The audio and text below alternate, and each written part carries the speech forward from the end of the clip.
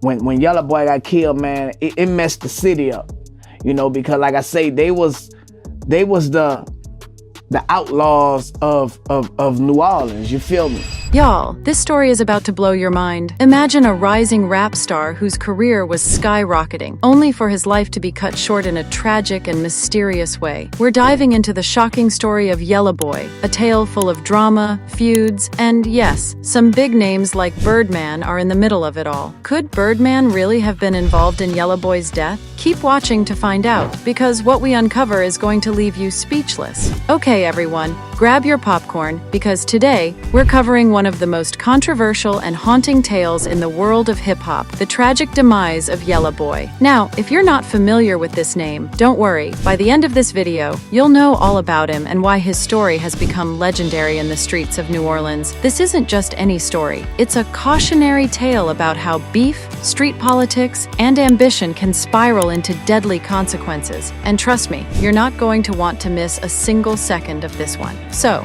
let's rewind to the early 90s. The streets of New Orleans were alive with music, and one group was taking the city by storm, UNLV. This hip-hop group was raw, gritty, and real. They gave us a window into the harsh realities of street life, and no one could get enough of it. At the center of it all was Yella Boy, a rapper with undeniable talent and energy. Born Albert Thomas in 1975, Yella Boy didn't just grow up in the music scene, he was molded by it. By the early 90s, he had teamed up with Lil Ya and Tech 9 to form UNLV, Uptown Engus Living Violent. And let me tell you, they lived up to that name. Their music was explosive, literally. They mixed those signature bouncy beats of New Orleans with some hard-hitting gangsta rap lyrics, and people were hooked. Their debut album, Sixth and Baron, dropped in 1993, and although it didn't make huge waves outside of New Orleans, it put them on the map locally. With each new album, their fan base grew, and it wasn't long before Cash Money Records came calling. That's right, Brian Birdman Williams and his brother Slim,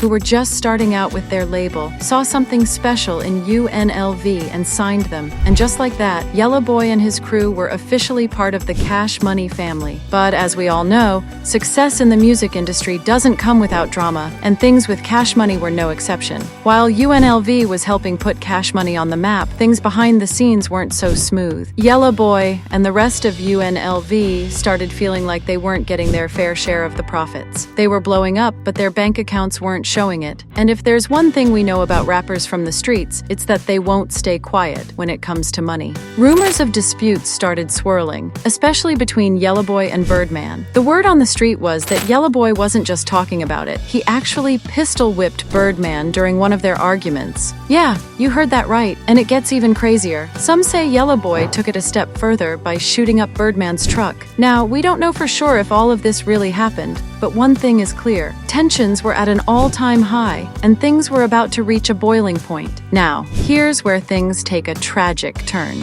On April 5th, 1997, Yella Boy was sitting in his car outside of a club called Tammy's. The story goes that he was there to buy some dope, but something went horribly wrong. Before anyone knew what had happened, Yella Boy had been shot in the head and was found dead in his car. He was only 22 years old. His death shocked the entire city of New Orleans. And just like that, one of the most promising rappers of his generation was gone. But the drama didn't end there. Almost immediately, people started pointing fingers. And guess who they were pointing at? Birdman. Yeah, rumors began circulating that Birdman might have had something to do with Yella Boy's death.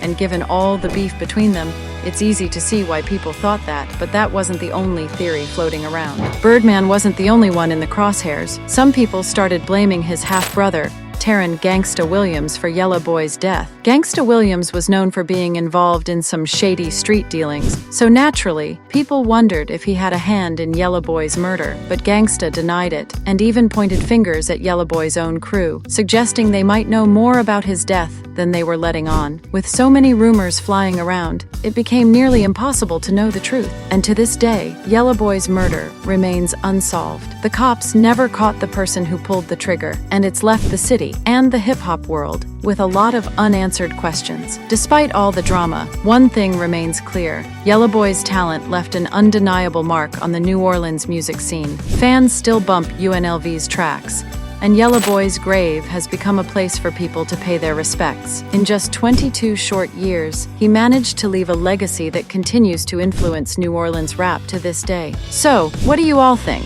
Was Birdman involved in Yella Boy's death, or is this just another case of wild street rumors? And what about Gangsta Williams? Could he have been responsible, or do you think Yella Boy's own crew had a part in his downfall? Let's get into it in the comments because this story has so many layers, and we're dying to hear what y'all think. And don't forget to hit that like button and subscribe for more deep dives into the wildest stories in hip-hop history. You won't want to miss what we have coming up next.